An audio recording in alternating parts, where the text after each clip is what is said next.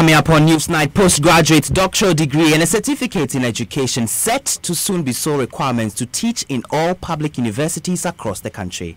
Now, if you don't hold a PhD, a very soon PhD plus certificate in education, you will not be able to teach in the university. We have details for you, plus Northern Regional Minister issues strong warning ahead of final funeral rites of two overlords of Dagbong, saying the security will descend heavily on troublemakers. The Northern Regional Security Council, we have resolved that any individual that will want to create confusion, the security will descend on that person heavily. Plus details of Andani family accusing the Tumfor Mediation Committee of inconsistency and moral corruption in fixing dates for the burial of the rulers. As the world marks International Children's Day, Gender Minister calls on parents to snap out of straight parenting and allow children to grow with little restriction. Let children go to school so that they will stop begging on the streets. Female genital mutilation is harmful to the girls practicing it. Some of the children, they are staying with their guardian and they are not. And in business, CD experiences another round of sharp depreciation against the dollar. We'll have details for you at 6:30. Later on flip side, the freestyle rap that has got Ghanaians talking. Samurai fella me go, what you never know me no. Play on the act like a yeah, drop on the mic, listen now, yeah, from Ghana, yeah, tell them so we come in order, now for them know so we charge ya, when we come border, shatter while they come from Ghana. We have details of this, plus many more stories coming up on NewsNite. I am Komla Adom. I am Abna from Usun. I am Carl Youngson. And I am MFA Apawo. It's going to be interesting here on NewsNite. Do stay.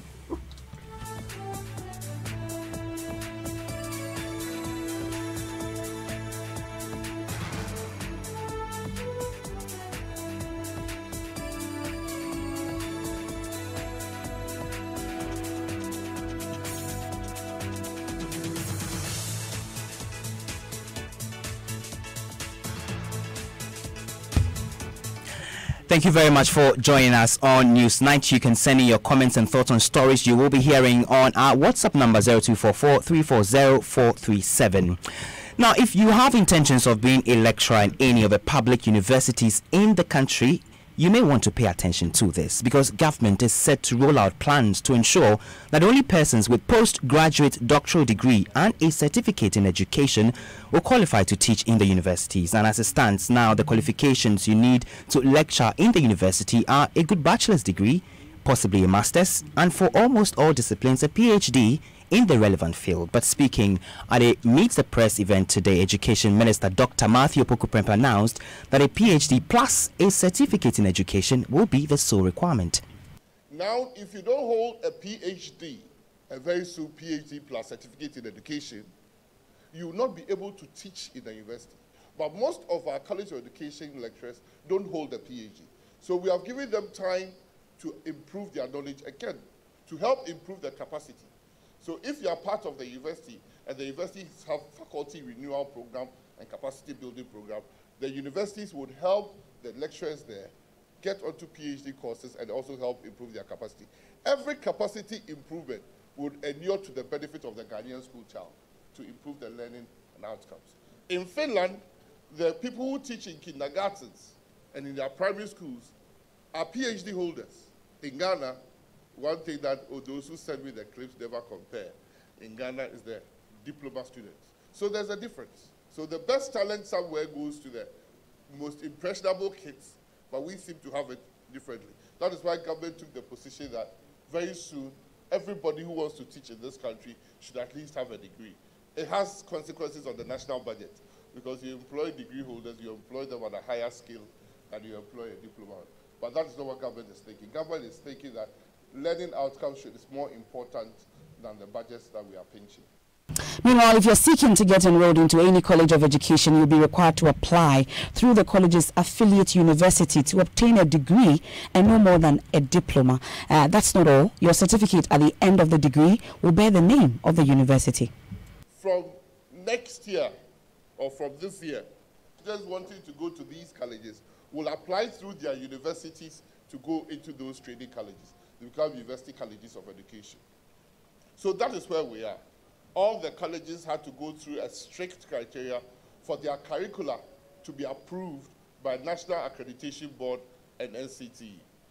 But starting this year, all teachers going to the College of Education would graduate with a university degree, not a diploma, starting this year. And next year, the other universities will also take on their part of their colleges. And in next year's application, if you want to go to my own school, college in my own constituency, St. Louis Trading College, or St. Louis College of Education, and that St. Louis College of Education happens to be part of University of Ghana, you buy University of Ghana application forms and apply and go to the St. Louis Trading College. And when you finish, your degree will bear the name of University of Ghana and not any other university. You are the Education Minister, Dr. Matthew Opoku Prempeh. Already there's some confusion about this latest directive because we know that in Legon, for instance, you needed a PhD to be able to lecture. So what's new with this latest directive? Let's go over the phone lines now and speak with President of the University Teachers Association of Ghana, Dr. Eric Opoku Mensah. Thank you very much for your time here on NewsNite, Doctor. So it looks like after this latest directive at the Meet the Press series, there's been some confusion of a sort as to what really this directive is seeking to actually, correct, or should I say, what is really the direction on this matter. I don't know if you understand to be able to help clear the direction, because we know that in Legon we are told that you needed a PhD to be able to lecture. Now we are told that it's going to extend to all public universities. What's your understanding as UTAG? Come again. I didn't hear the last part. Okay, I'm asking what your understanding of this directive from the Education Ministry really is. Like I said, we knew that you needed a PhD to be able to lecture in Legon, for instance, and we're told is now extending. What really is happening? Yeah, thank you. The issue of having to have a PhD certificate before you can teach in a public university is something that is there. And that I think that what the minister said today is actually making sure that it is enforced and that all other, the technical universities, all these other institutions coming on board should be able to meet the requirement. So currently, if you look at the public university, the traditional universities, all those faculty members who have still not been able to acquire a PhD, a doctoral degree, there are planned deadlines for them to do so. So what he's saying is right, is perfect. That's the international norm, and that I don't think that is new. So we ought to make sure that we up our game, and therefore, if there are new tertiary institutions coming on board, that requirement, they cannot do anything less than that. It is correct that to teach in tertiary institutions or in higher education, you should have a doctoral degree.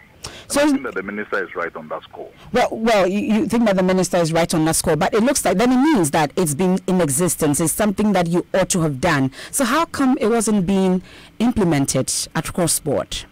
It's been implemented. It's been implemented. It says that, in certain areas, sometimes you have a difficulty with respect to getting qualified people with PhD. So where in such areas you do not have PhD qualified persons to teach, then you may go a step below. That doesn't mean that the requirement is still not being enforced. So there are instances where you have people with MPhil qualification teaching in tertiary institution. But as long as even when they are such persons or they are such faculty members, they are always given deadlines and encouraged to seek doctoral qualifications abroad if such qualifications cannot be acquired locally. So it is being enforced by all the traditional universities, making sure that all faculty members who do not have PhDs take emergency steps to do so. And that is being done seriously. But I think that in the wake of accrediting a number of other institutions to the tertiary level, it is important that the National Council for Tertiary Education, which works under the Ministry of Education, enforce this. And I think that is what the ministry is clearly enforcing. That is what the minister has clearly articulated. Because we need to raise the bar all over the world internationally. It is the beginning point for you to enter into a contract in any public university, that you ought to have a doctoral degree. So Ghana, because of the challenges we've had in the past, because we don't have so many PhDs in all disciplines. We are lagging behind in some respect. And I think that it's high time we took this policy seriously. And I think that it's important that the ministry, together with NCT should help our universities to meet the standards so that everybody coming on board will know that this is the criteria, and therefore we work towards it before trying to get employment as a faculty member in any public university in Ghana. But Dr. Eric Opoku-Mensah, the argument for some also is that, is it really about the doctoral degree? Is it about the certificate? Or is it about the practical knowledge on the ground and also the experience in imparting knowledge onto people? The quality education is the issue for many. I didn't get you, but what I can say is that when it comes to the university, the mandate of every faculty member is to teach, to research, and also to engage in community service. With respect to the teaching, by virtue of your doctoral degree, because you have engaged in a high and a long period of doctoral research, you also acquire the skills to be able to help young students to be able to carry out research so that you provide the necessary guidance. If the lecturer or the teacher himself hasn't engaged in that process and been examined as qualified to help somebody engage in a serious research, how could you lead in that direction? So it is important that beyond your expertise in your area in teaching, you ought to have engaged in serious research, which is the training that you acquire at the doctoral level, so that you'll be able to lead and help. And this is what all developed countries, have done in their universities to make sure that to be able to train the next generation of experts to lead in solving problems in society. You need to have people who have engaged in research and are able to provide that guidance to young students at the graduate level to be able to engage in serious research that is needed at that level. And so having expertise in teaching in your field without the necessary research skills is not enough at the university level. So is there a timeline that all public universities must comply to this directive? Come again? I'm asking if there's a timeline within which those who are not implementing this must comply.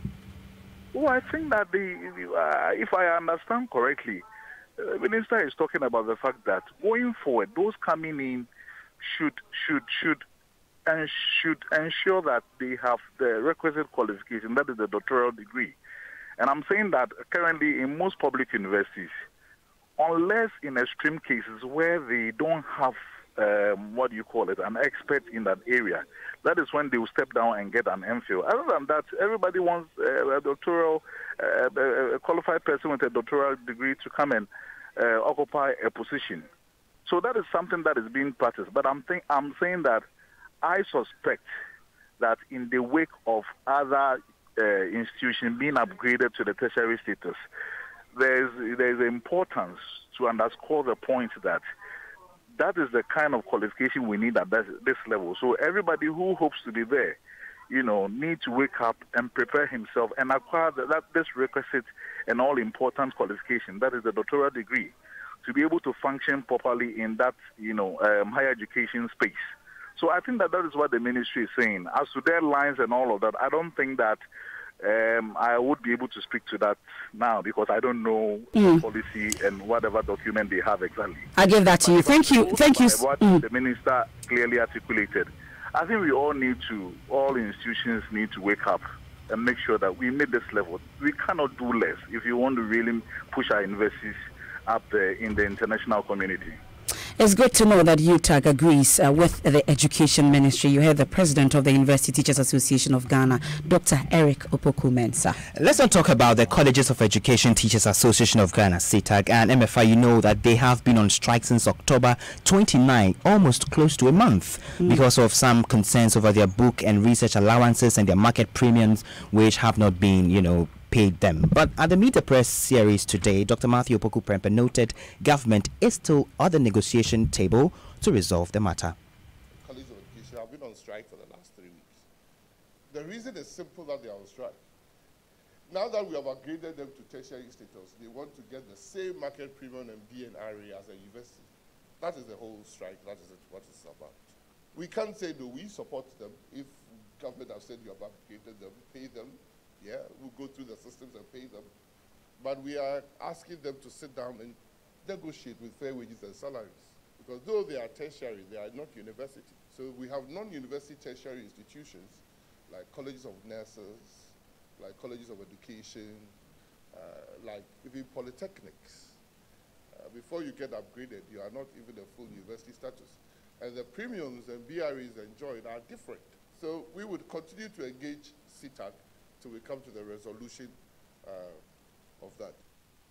The Education Ministry will continue to engage CTAC. That's according to the Education Minister, Dr. Matthew Opoku-Prempeh. We've been joined on the phone by Public Relations Officer of the Ministry of Education, Vincent Ekosifo. Thank you very much, sir, for joining us here on NewsNite. Where are you at the negotiation table in terms of the resolution of the concerns by the teachers? Good evening, my brother. How are you? Very well, thank you. Grateful you could join us. Well, let me say a very good evening to your cherished listeners. It's true. As at 9th November, a 10-member technical committee was set up to look into the grievances, or if you like, the concerns of the College of Education Teachers Association. Unfortunately, at the time that the technical committee was formed, which CTAC is a member of that particular committee, we had a release from the CTAC saying that they are on strike. For us at the Ministry of Education, we deemed that particular strike as illegal. And so we are expecting that in the next 2-3 days, we should have a report from the technical committee spelling out how we are able to deal with the issues raised by CTAC. And you say that as far as you are concerned, their strike is illegal. Why is that? I mean, they have come to you with their concerns and they say, as far as they are concerned, you have failed to resolve their issues. Well, it's a matter of law, and the labor laws also explicitly tell us that if you are at the negotiation table, you do not have that authority in law to also declare a strike. And so if you are declaring a strike today when there is a commitment on the part of the government, if you like the Minister of Education, Minister of Employment and Labor, Fair Wages and Salaries, and all of them engaging you so that you will be able to deal with the concerns that you have raised, and in the next moment you declare a strike, for us, we think that they have acted in bad faith. And we do not think that is something that is called for. We are calling them back to the negotiation table so that we will be able to deal with the concerns that they have been able to raise. So for close to a month, students of the colleges of education have been idling. No lectures for them, no lessons for them. Well, it seems that is what is going to happen. But we are also not going to, as it was said, that because of that we will have to backtrack from what we have also decided, because we live in a country whereby everybody wants to declare a strike, even at the point that the government has shown so much commitment to deal with the concerns. So if government is saying that the concerns that you have raised, you want a retention premium, government is saying that we can pay you the market premium and we have withdrawn the 15% and now we are paying the 20%, we do not think that it's an issue that should make CTAC go on strike. But if CTAC is saying that they want the same market premium that are paid university lecturers, we also gave them that particular platform that 2019, early 2019, we are going to reopen negotiations so that the 20% that we are paying them, we will be able to top up. So what it means is that the national budget will be able to take care of the additional concerns or the grievances that they are telling the Ministry of Labour and Employment to pay. I'll have you hold the line for me briefly, Ekosifo. There. Let me introduce now the president of CTAC, Prince Obinhima. He joins us on the telephone. Hello, sir. Thank you for joining us on NewsNite. Government says it is in talks with you, but first of all, answer for me. The strike that you are currently embarked on is illegal according to the ministry. Let me wish you and the cherished listeners good evening. A very good friend, PRO, Ministry of Education, good evening, and all tutors in the colleges of education across the country on your big platform doing the listening, good evening. I wish to say that our strike is not, it is not illegal, it is legal, because in Ghana here, indeed, it's not the Ministry of Education or any ministry to pronounce a strike illegal or otherwise. I think that is the mandate, the legal mandate of the National Labour Commission. So that is it. So as we speak now, we've not had any communication we've not had any written communication from the National Labour Commission pronouncing our strike legal or otherwise. It is up until then that our employer, the Ministry of Education, can hold on to that and then say that this evidence I have, and that the body, statutory body charged with that responsibility to declare a strike legal or otherwise has said it's illegal. So therefore, it is illegal. So for them to make that pronouncement, I think it's quite unfortunate. They are doing what they are not supposed to do by law. All right, let's do the substantive issue now. Your market premiums, your book and research allowances, all these are outstanding. Government says it is at the negotiation table with you. How far with that negotiation? I have evidence of minutes that we had on the 17th of October that support the fact that negotiation ended. It's not like we were on the table and then we broke away. Negotiation ended with government maintaining a position throughout the negotiation that for the market premium and book and research allowance, for the market premium, they were going to give us 5%, which is 127 Ghana cedis, as compared to people who hold the same qualification and do the same work that we do in other analogous tertiary institutions, 1,600 and 1,800. And we felt that was very discriminatory. Now, you see, when you look at even the directive that the National Council for Tertiary Education brought out on Friday, instructing principals not to pay us.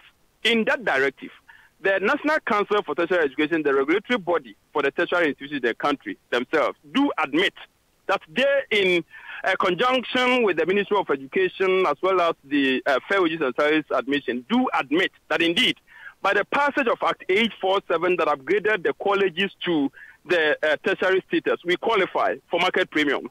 So juxtapose that with a submission made by the Honorable Minister that we don't qualify for market premium and see who is telling what and who is playing with mind game. So we are not asking for this because we are doing degree. And let me also make the point clear that when you even go to Lagos, you go to Cape Coast, we have assistant lecturers who teach with second degrees. So we are saying that we are not asking for this because we are coming to do a degree program, but we are asking for this because Act 847 passed in 2012 upgraded the then training colleges to tertiary colleges of education. So by that, we qualify for market premium. And the body to determine whether we qualify or we don't qualify for it is the Fair Wages and Salaries Commission. I believe we've gone past that stage. Because if we did not qualify, they would not have invited us there. So you don't tell us we qualify. Come around, let's discuss. Then when we come, you tell us that let us maintain the retention premium you were taking when you were in the GES. So that by 2019, we'll open negotiation. If you have good faith or you want to display good faith that indeed you extend the thing to us, why don't you negotiate with us so that 2019 you implement? We are not even asking them to give us the money. Let us negotiate and put down so that terms of payment or mode of payment can be an issue that can be discussed later when there won't be the need to be on strike. Right. Now, the ministry has said that they are not going to pay you for this month because of a strike that you embarked on. Angry? Oh, we have no problem with that, except that they have followed the law by that pronouncement. Because by what they have done, the ministry through the NCT coming out with that. Let me be a bit play the devil's advocate. Should the National Labour Commission decide to call us tomorrow or the day after tomorrow to appear before it, and then we go have issues resolved and it comes out that we should go to work. Now what happens to our salary for the number of days that we'll have to work up to the end of the month? So you see that they ought not to have done that. They ought to have waited for the National Labour Commission to have done their work before they acted upon what the National Labour Commission has done. All right. So it's an interesting thing, and we wait to see how things unfold. Grateful National President of CTAC, Prince Obinhima. I would have the PRO of the Education Ministry wrap this up for us. Mr. Sifwa, what's the way forward in all of this now? Hello, Mr. Koisefo, are you there? Yes, I'm here. Yes, I'm asking, we've heard from CTAG, they insist that their strike is not illegal and they demand that they be paid their market premiums and their book and research allowances. What's the way forward from here, finally? Yes, let me just try to respond to one or two issues that were raised by my good friend, Prince. The Minister of Education at no point in time stated that they do not qualify for market premium. In fact, what he said is that some of the tutors at the College of Education do not qualify. So what it means is that those who do not qualify will have to be given some time. The Ministry of Education will also have to assist so that they could be able to upgrade from the master's level that they are to doctoral level. Again, the retention premium has been withdrawn. Under no circumstance the Minister of Education, or let me say the Ministry of Labor and Employment, say that we are going to pay them a 5% increment in their retention premium, by virtue of the fact that colleges of education were upgraded to university status or tertiary status in 2012, means that they do not qualify to take retention premium, but rather market premium. And the proposal that were made by the Fair Wages and Salaries Commission and the Ministry of Education, the Ministry of Labor and Employment, was that we are going to pay them a 20% market premium. And again, after the 20% has been paid, in 2019, that is the early 2019, we are going to reopen negotiation. And of course, based on the 10-member technical committee's report as to the proposal or as to the numbers that we are supposed to pay the tutors. So my brothers from the other side, that is CTAG, is acting in bad faith. I do not think that these are the way that they should go as far as our students at the various College of Education are concerned, because they reopened school on the 29th of October, and almost about 1 month on, these students are not being taught. So what is going to be left of our students in our various College of Education? Of course, I'm waiting to a point in time whereby they will come back to the negotiation table so that we will be able to deal with the content of CTAC, so that they can be able to go back to classroom and teach our students. We're grateful. Vincent Ekoise, for he is the Public Relations Officer of the Ministry of Education. Earlier, we heard from the National President of CTAG, Prince Obinghima. And Mabna has our next story. The Attorney General, Gloria Akufu, is arguing the Supreme Court to dismiss the case challenging the construction of the National Cathedral. She has described the court action as a misunderstanding of the character of Ghanaian secularism. Mm-hmm. Acting General Secretary of the Opposition, CPP, James Kwabena Bonfi, is in court seeking to stop government from providing seed money and land for the edifice. Mm-hmm. But the AG says a country that has for years observed principal religious celebrations as public holidays cannot be said to be one that does not recognize the existence of a supreme being or God. There is more in the following reports. The 60-page document signed by Deputy AG Godfred Yeboah-Dame presents the case of government in support of the push to provide seed money and land for the construction of the edifice. An initial objection is first raised about whether there is an issue to be addressed by the court. The AG argues there is no issue of interpretation that the court must be concerned with. She further advises lawyers for the CPP General Secretary to head to the High Court if they want some provisions in the Constitution to be applied. On whether government can support religious bodies since the country is a secular state, the AG says Ghana's Pledge of Allegiance and anthem invokes the name of God, aside from the fact that the nation observes religious celebrations as public holidays. She concludes that Ghana cannot be said to subscribe to a vision of secularism that does not permit the government to make reasonable accommodation for religion. Government support for Muslims who embark on Hajj has become an issue of contention since this issue came up. The AG maintains the state has not engaged in acts that should lead to a conclusion of undue or excessive entanglement with religion. The AG further states that it will be a fallacy to conclude that Ghana is a state which does not believe in the supreme being or God. She quotes the preamble of the 1992 Constitution that reads, quote, "In the name of the Almighty God, we, the people of Ghana," unquote. The AG wants the case to be dismissed. Hearing continues on November 21. Maxwell Agbagba read that news desk report, and I'm sure you've heard some, very new voices right here on NewsNite. And of course, it is because it is International Children's Day. Today, we had Mabna in studio, and now we have Carl Youngson with our next story. Gender Minister Cynthia Morrison says children raised with a strict parenting style tend to be more angry and rebellious as teenagers and young adults. She said this when she interacted with some school children from selected basic schools in Accra on International Children's Day. F.Y. Evans Chinnery reports. My concern is that every child has the right to education. So why is it that I see my friends on the road begging for money? So I want to ask the government that they should let children go to school so that they will stop begging on the streets. So your other concern is child begging. You want parents to take their children to school so we don't see children begging on the street. I want to talk that female genital mutilation is harmful to the girls practicing it. So I want to tell parents that, especially in the northern part, that they should stop practicing it because some of the girls bleed to death. And so that they can send them to school, they should stop practicing it.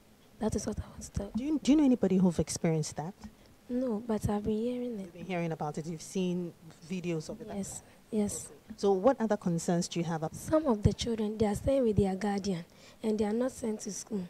So, madam, please, I want to tell that they are to send to school. Some people work for their guardian so that they can get at least some money.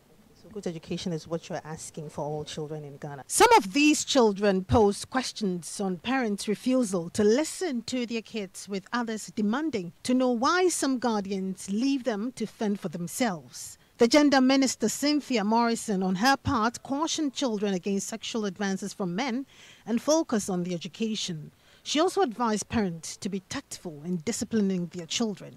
I think it is very important to listen to the child. Because some children can't talk to their parents because they're afraid. But today, on a neutral ground, they've told us about child labor. It's so bad. They see their friends on the streets begging, and they think that we should take them out. And it's something that is on my heart already, to make sure that we give them a good home. You know, some of them can even be up for, get foster parents to take care of them, or even for adoption. So we are thinking of what to do. There are all legal implications to it. So we want to do the right thing and make sure that these children are out of the streets. They talked about female genital mutilation. I haven't seen one. I've seen just the pictures of it. Carrying a baby, it's so painful, it's so sad. And when you have one-on-one conversation with them, they are afraid. They don't want the marriage, but they are afraid. This year, it's an initiative by UNICEF. The world is going blue in support of all children as they take over. You heard the F.Y. Evans Chinnery with that report to mark International Children's Day. Carl is still here with us, Mabna is still here with us. But still to come in the bulletin, Northern Regional Minister issues strong warning ahead of a final funeral rites of two overlords of Dagbong, saying the security will descend heavily on troublemakers. The Northern Regional Security Council, we have resolved that any individual that will want to create confusion, the security will descend on that person heavily. And as the world marks International Children's Day, you heard the report by F.Y. Evans Chinnery cataloging some of the concerns children have on this day. And later on flip side, the freestyle rap that has got Ghanaians talking. Samurai fella me go, what you never know me no. Play on the act like a yeah, drop on the mic, listen now, yeah, from Ghana, yeah, tell them so we come in order, now for them know so we charge ya, when we come border, shatter while they come from Ghana, we show them so. We have more on that particular rap freestyle later on flip side. It is time for business, and George Wafe is here. Welcome, George. Hi, Colin. How you doing? I'm great. Okay, I'm also great. I'm here for the business news, and I hope you've been enjoying yourself. Of course I have. All right, I'll get to business. Okay. All right, coming up in business, the city experiences another round of sharp depreciation against the dollar. But what it's causing this, we'll have details for you. And is the IMF program indeed going to end next month as planned? We'll hear from government. The business news on NewsNite is brought to you by MTN Business. Welcome to the new world of business. Kingdom Books and Stationery, your number one stop shop for all your office essentials. That's the sound of my heart breaking the first time I said I wanted to be a cassava farmer. Thank you. But this was when I graduated with first class honors in agriculture. Oh, my first harvester. The last harvester I ordered online. That's people seeing my fresh cassava page on Facebook and Instagram. And endless number of calls for my quick fufu all year round. There are beautiful connections that bridge humble todays to amazing tomorrows on Ghana's #1 network, everywhere you go.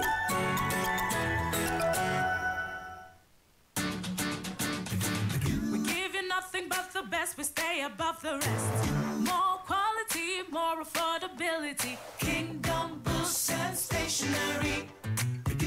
Everybody's going to the one and only shop where customer satisfaction is a guarantee. Kingdom Books and Stationery. Oh yes, with our 30 days credit facility with no interest charge, free delivery services, and our free consultation on setting up your office, Kingdom Books and Stationery is unmatched in our delivery of quality and affordable office essentials, equipment, and furniture. Experience world-class customer service in all our branches in Accra, Tema, Kumasi, Cape Coast, and Takoradi. Call us on 0302-764-101 or visit our website at www.kingdomgh.com. Kingdom Books and Stationery, your number one-stop shop for all office essentials and stationery. Terms and conditions apply. The new Ghana card is more than just a way to identify yourself. It opens you up to a world of benefits. The sooner you register for your Ghana card, the closer you are to accessing a new world of secure transactions and services. The requirements to register are as follows: a genuine birth certificate or a valid Ghanaian passport, and personal information such as the name of your parents or legal guardians, residential address, and your digital address code. If you don't have a birth certificate or a valid Ghanaian passport, don't worry. One relative or two members of the community who have been registered and have received their Ghana card can vouch for you under oath. You will, however, need your digital address code. You will not be allowed to register without it. Any person who provides false information during this process is liable to prosecution, leading to the payment of a fine and/or serving a jail term. Watch out for registration details in the media and the national identification team in your community. Make sure you register for your Ghana card.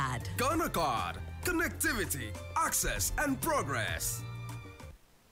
Joy 99.7 FM.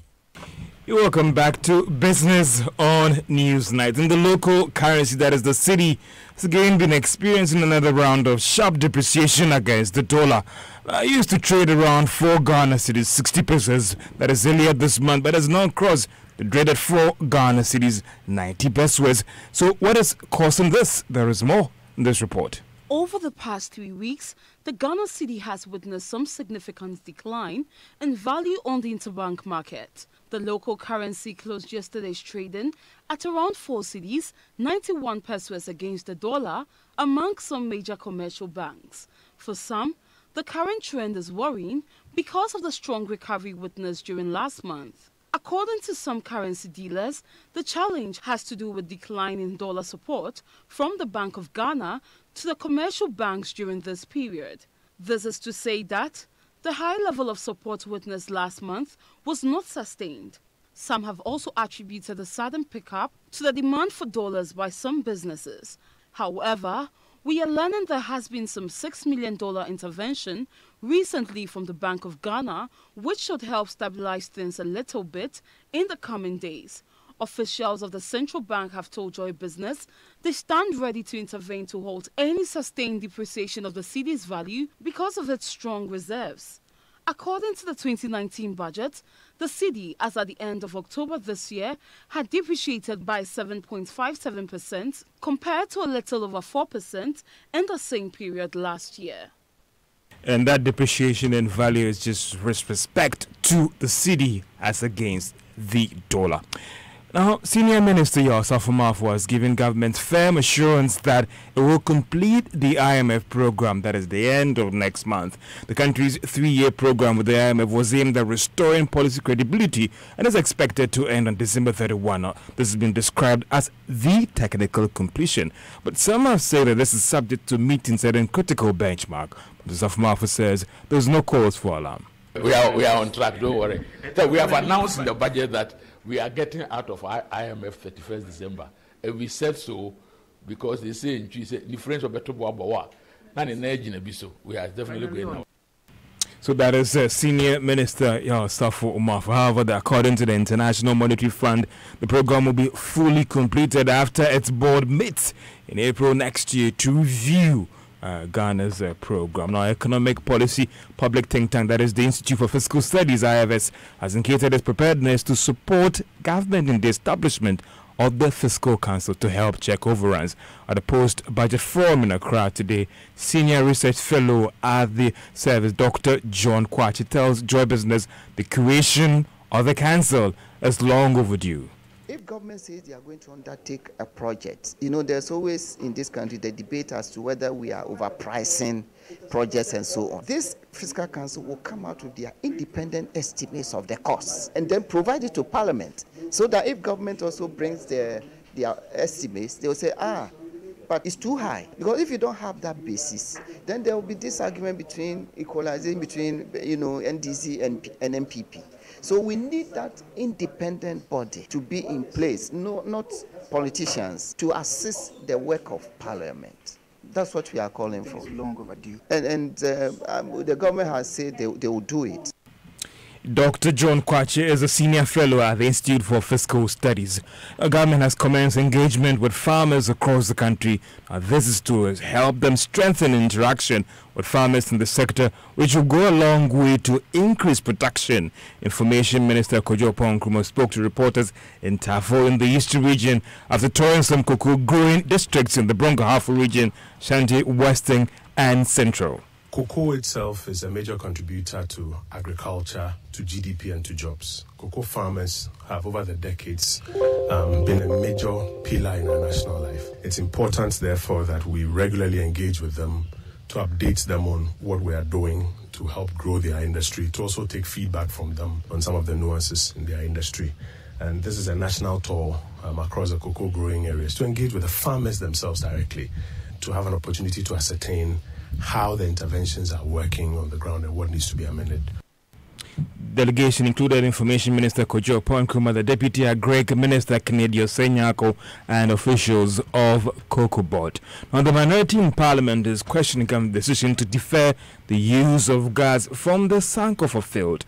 Now, that is the Finance Minister Ken Ofori-Atta in the 2019 budget postponed that the gas that will be used from the field until it finds firms that would use it within the next year. Now, but the Minister of Energy, or the representative in Parliament responsible for energy, that is Emmanuel Amoah Kofi-Boah, says this will come with additional cost for the state.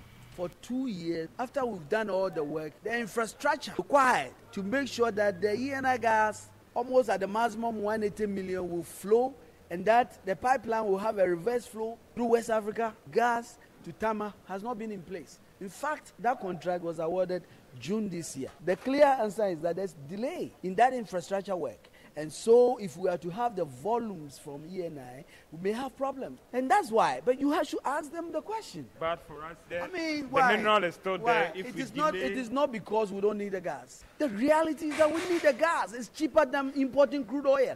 If we stop that, we are still going to import crude oil.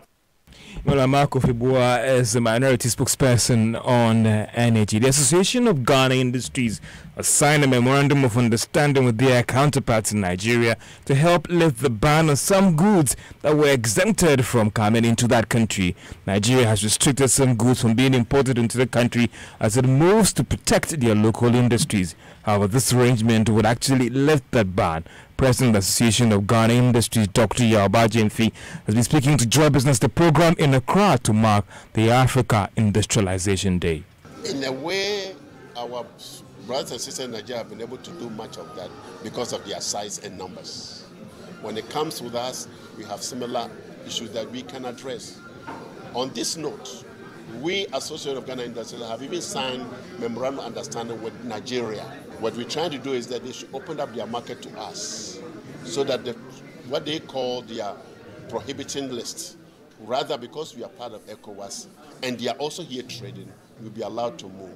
So that part we are working on it. President of the Association of Ghana Industries, Dr. Yajujenfi, speaking to Joy Business on the sidelines that forum to mark the Africa Industrialization Day. That's all for business on Newsnight. And back to my wonderful kiddie boops and kiddie bops in the studio here as we mark International Children's Day. We are creating fairer and safe space for children, and we're celebrating them today. We'll get to hear from them shortly, but let's take some of your comments that you sent in via WhatsApp on 0244 340 437. This one says, I totally agree with the Ministry of Education because some lecturers lack teaching methodology skills in lecturing. That's from Sir Prempe Prisek Legon. And this one says, I think the pronouncement of the Education Minister is very laudable. This will promote quality education and doing away with non-qualified lecturers. I think it should be implemented as soon as possible. This from Charles Little Jr. inside his legal. Albert in Sakumono says, is a PhD more important than professional industrial experience when selecting teachers in technical universities? If so, then the technical university system in Ghana is a duplication of the traditional university system. I am totally in support of this. At least we will have more enlightened lecturers in our universities rather than going on strike here and there for book and research allowances. Hudu Al Hassan from Kufuridu has sent that one in. Kofi Seidu says this issue of putting colleges of education under various universities is an attempt by this deceitful government to scrap the allowance given to these students trainees, because university students are not supposed to be giving allowance but students loan. And this final one also says, good evening. I think Ghana is getting almost everything wrong now when it comes to education. Who told the minister and the government that there will be economic transformation just by adopting the theoretical and certificate type of education without the practical aspect of education. Just go to every advanced or fast economic developing country and see whether they are following the type of education we're having here in Ghana. Some of your messages via WhatsApp on 0244 340 437. Let's do some more stories here. And tonight, the Northern Regional Security Council is warning the security will descend heavily on any person or groups of individuals who would want to foment trouble ahead of the funeral rites of the two Dagbon chiefs, which, has stalled for several years. The Asantehene Committee last week resolved that the two funerals be held between December and January as part of the roadmap to bringing lasting peace to Dagbon. But even before the burial rites will kick off, the Andani family has declined to participate in the committee of eminent chiefs that announced the final funeral rites for the Dagbon kings. That's Yana Yakubu Andani II and Yana Muhammadu Abdullahi. At a press conference in Tamale earlier today, spokesperson for the family, Basharu Dabali, accused the mediation committee of inconsistency and what they call moral corruption in their approach in the latest roadmap. I'm afraid you have to apologize for that sound. We'll try and rectify that and bring that to you. But the Northern Regional Minister, Salifu Said, said people who want to hold press conferences and other issues relating to the burial must seek clearance from the Security Council before they go ahead to do so. The minister said this when he met with media houses to seek their support ahead of the burial. And MFI, this has been an issue we've been bringing you since last night right here on Newsnight. Yesterday, that was the Bimbila situation. The Bimbila situation, and they went ahead to hold a press conference today. We can listen to their spokesperson.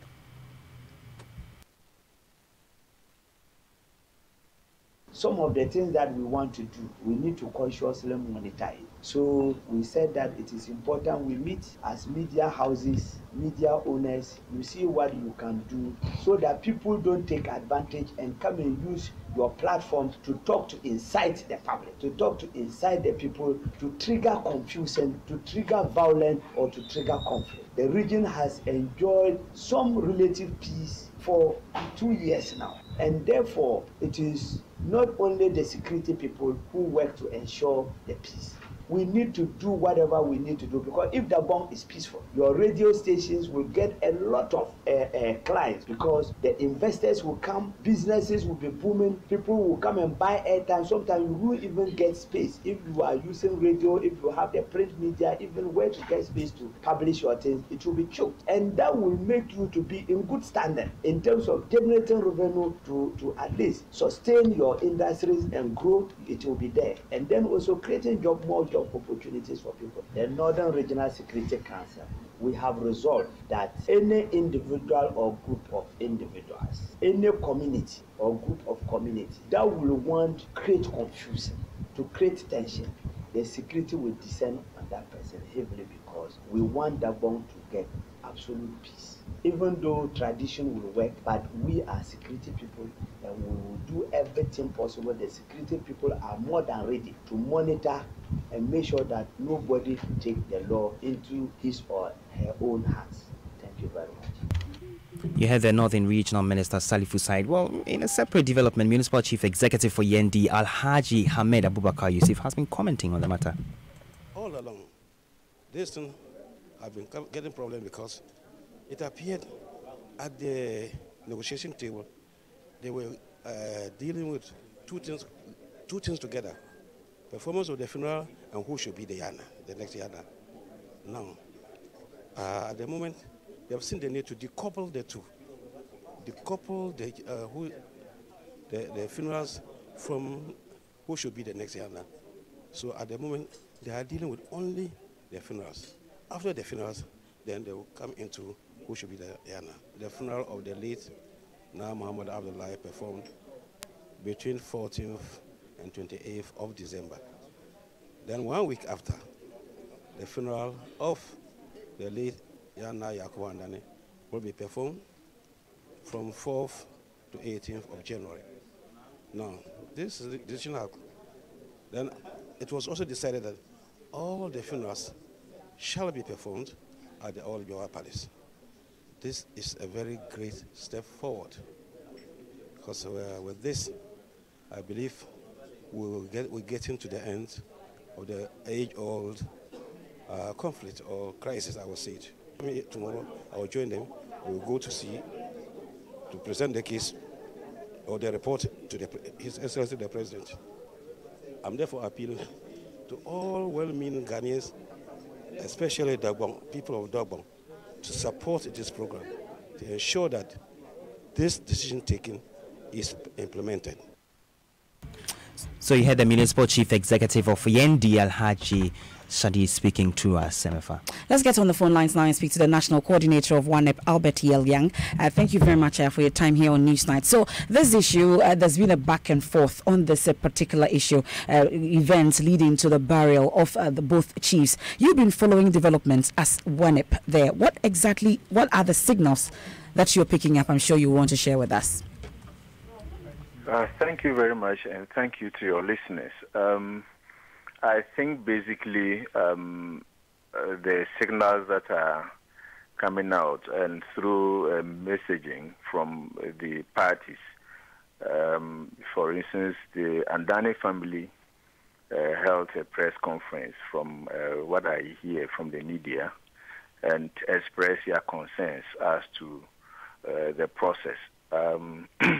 While they are against the performance or the funeral of one of their deceased family members, the Abudu side also are in favor of the process. So what we are asking ourselves is the agreement that is seen to, or we are hearing that it was agreed upon by the two. Was it something that the process was followed in a way that the two parties participated in and eventually agreed on that document?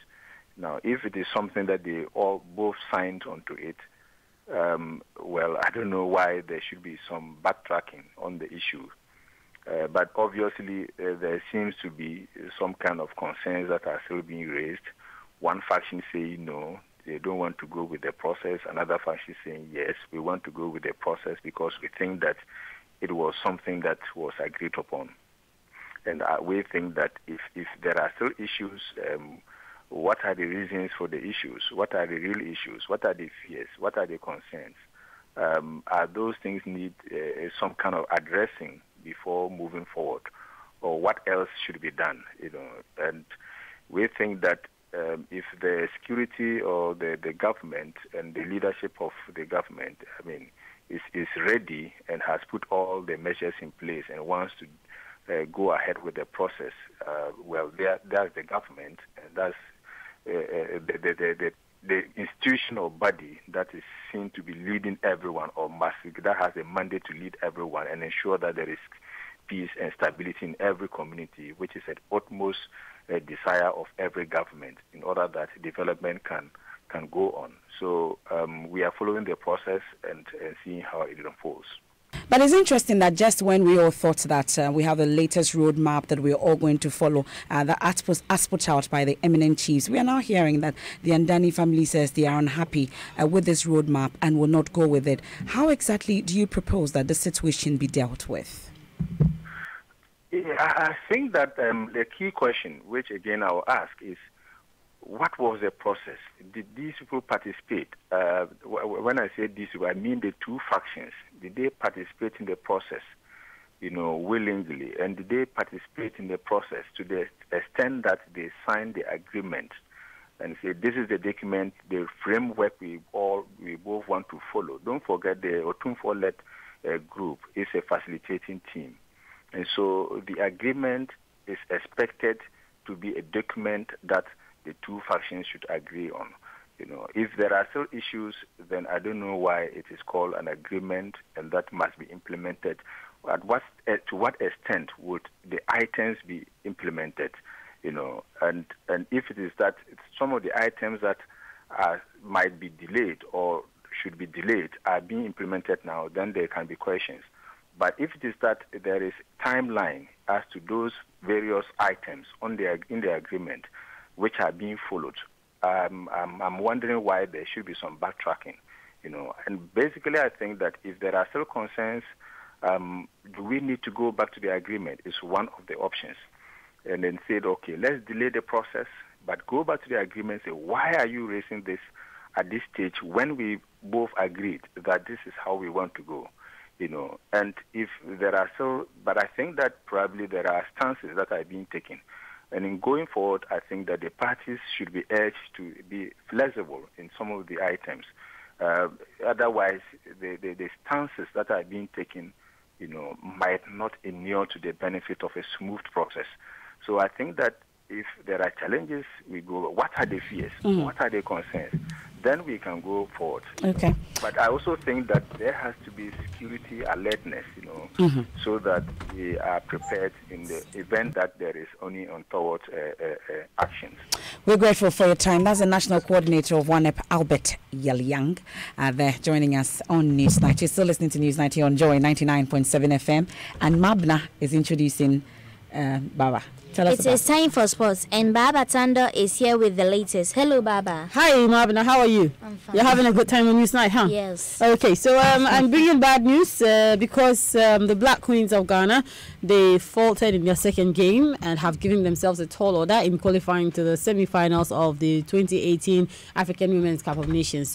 Basira Toure scored twice for Mali, and Captain Elizabeth Ado, who was left on the bench, actually came to score, to actually win a foul in her favor and also score from the spot to give Ghana a consolation goal. But head coach of the Black Queens, Bashir Hayford, believes that the players should rather be psyched positively for their next game against Cameroon on Friday rather than be bombarded with negativity.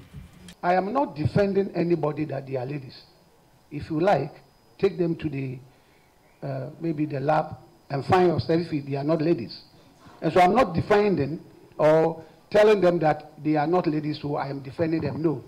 And I have not ever said anywhere that they are not adapting to any tactical play that I'm teaching. I have never said it. What I'm saying is that when you need power from them, they are not like men. They are women. You want them to maybe shoot like Tony Eboa, you won't get it. You want them to dribble and turn like Messi, you won't get it. But that is their standard. That's what we are shaping them for the tournament. They have another match, and we want to psych them, prepare them very well for the other match. Now, all these bombardment, I like it because as a coach, that is what but you bombard constructively, so that the girls will also have an easy mind. They will be listening, and then they prepare for the next match. I don't have a problem with your bombardment. I don't have a problem at all. So MFR, that's Black Queens head coach Bashir Hayford. I agree with him, a lot that instead of bombarding the ladies negatively, we should rather psych them positively for their next game against Cameroon. They need to qualify for the World Cup in France in 2019, and beating Cameroon on Friday will give them a trump card, to see that happen. So that Agenda should be Host and Win still on? Yes, still on. We'll see about that. So Carl and Mabna, it's time for us to go. We'll be getting to Flipside shortly, but we can't go without hearing from you. Carl was telling me he wants to get a job. Yeah, get a job here. You said that. You want to tell us about it? Why do you want to get a job here? Well, I like to get a job here because you, get to talk on radio and people get to hear you. Like your parents get to hear you when they're listening to the radio. So that's why I want to have a job here. And also it's because my dad works here. Okay. Absolutely. So the apple does not fall far from the tree, we're told. How about you, Mabna? Mabna, what about you? Are you also considering a job in journalism? No. What do you want to do? Oh, you don't like our job at all, Mabna? Speaking to the microphone. I like it. But what do you want to be? I want to be a banker. A banker? Oh, at the time that banks are collapsing, right? Why do you want to be a banker, Mabna? Because I want to help people save their money into our banks, and I want to help them to give them loans in times of needs. Okay, so the programs director just came in and says that you've been signed on. You have So you have a job here? I do? Yes. You do. Yay! What program do you want to host? Yeah, how? I want to host sports. Sports. Okay, so then Baba, Nathaniel Ato, Gary Al Smith, and the rest of them have heard you. And they will take Actually, you no, on. I've changed my mind. I want to do the news. The news. Okay, so then make sure you don't push us out of business, though, because it looks like you do a good job with it. Carl, so happy International Children's Day to both of you and to all children around the world. And thank you so much for being a part of NewsNite. I look forward to seeing you soon, okay? Okay. All right. All the best in all your endeavors. But we cannot leave without, Flipside. We have the rap freestyle that's got everyone talking. Some say he embarrassed himself, first of all, and embarrassed Ghana on that international platform. But I do not think so. Let's listen to Shatawale. We show them so we got the lighter. Listen to me now. Yeah, we roll clean. No for that no so we run them neat. No boy could have ever showed me this cause man van long time from this thing. Shout out to mama. Shout out.